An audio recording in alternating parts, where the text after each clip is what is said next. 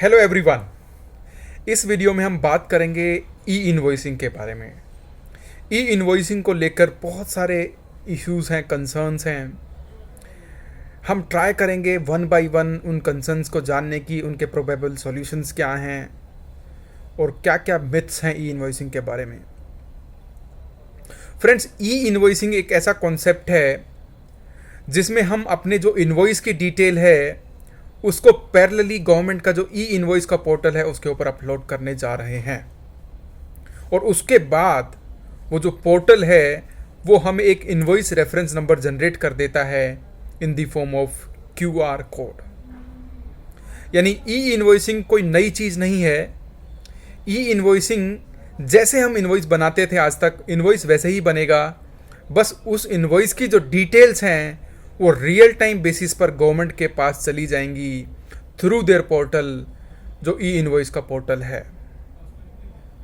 अब इसमें क्या करना है, कैसे ई इन्वॉइसिंग को इम्प्लीमेंट करना है, छोटे जो एमएसएमईज हैं सबको यही एक एडवाइस है कि अगर आप अभी तक किसी सॉफ्टवेयर के साथ नहीं जुड़े हैं, यानी आप अकाउंटिंग अगर सॉफ्टवेयर में नहीं करते हैं, तो जल्द से जल्द 1 जनवरी 2023 से पहले किसी भी सॉफ्टवेयर को जल्दी से अडॉप्ट कर लें जो आपको सूटेबल हो, जो आपको कन्वीनियंट हो।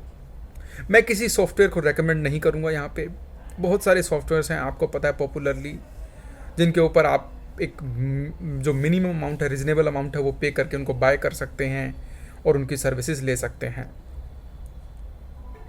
अब ई इन्वॉइसिंग को लेके जो मिथ्स हैं उनके बारे में बात करते हैं कि ई इन्वॉइसिंग का जो कॉन्सेप्ट है उसमें सबसे पहले तो ये बात है कि ई इन्वॉइसिंग अगर नहीं की तो क्या होगा।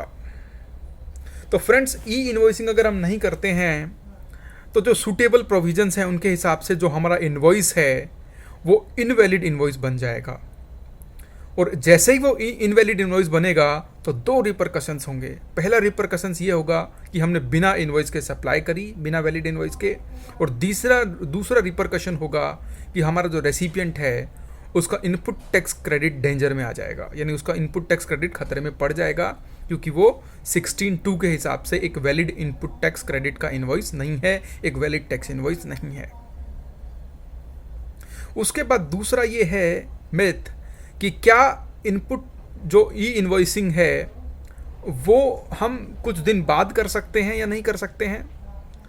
देखिए, लॉ में ऐसा कोई टाइम नहीं लिखा हुआ है। अगर आपने आज इन्वॉइस बनाया लेकिन ड्यू टू सम रीजंस अगर आपका जो आपकी लॉरी है, जो आपका ट्रांसपोर्टर है, वो रेडी नहीं है गुड्स को पिक करने के लिए, लेकिन इन्वॉइस बन गया है, तो ई इन्वॉइसिंग आप 2 दिन बाद भी कर सकते हैं। मतलब अल्टीमेटली जिस इन्वॉइस से आपने सप्लाई करी उसके ऊपर invoice reference number in the form of QR code होना चाहिए। ये इसका समरी है। 2 दिन बाद, 3 दिन बाद, लेकिन रिजनेबली होना चाहिए। ऐसा नहीं आप 6 महीने बाद कोई इन्वॉइस आज बनाए और 6 महीने बाद उसका इन्वॉइस रेफरेंस नंबर जनरेट कर रहे हैं, क्यूआर कोड जनरेट कर रहे हैं, तो वो तो देखो एक डाउटफुल सिचुएशन होगी, डाइसी सिचुएशन होगी। लेकिन रिजनेबली 2 दिन, 4 दिन, 6 दिन के अंदर जनरली ई इन्वॉइसिंग हो जानी चाहिए। और जो आइडियल सिचुएशंस हैं उनमें तो सेम डे और नेक्स्ट डे जनरली हो जाती है। इसके अलावा ई इन्वॉइसिंग जो कॉन्सेप्ट है, उस कॉन्सेप्ट की जो सिग्निफिकेंस है, उसका जो यूज़ है, वो धीरे धीरे अब हम लोगों को समझ आ रहा है।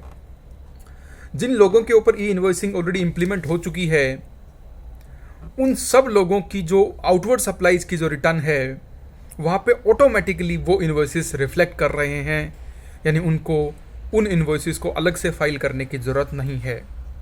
लेकिन एक सबसे बड़ी क्वेरी इसमें ये आ रही है कि अगर हमने जो इन्वॉइस फाइल किया और उसमें कुछ गलती रह गई तो क्या R1 में भी वो गलती जाएगी? ऐसा नहीं है फ्रेंड्स। आप उस इन्वॉइस को जो ऑटोमेटिकली वहाँ पे अपलोड हो गया उसको डिलीट करके फ्रेश तरीके से अपनी R1 की सप्लाईज को शो कर सकते हैं या उसको मॉडिफाई कर सकते हैं। तो फ्रेंड्स, ये कुछ बातें थी ई इन्वॉइसिंग के बारे में। आई होप आपको ये वीडियो पसंद आया होगा। Thank you so much for sparing your time. Have a nice day. Thank you very much.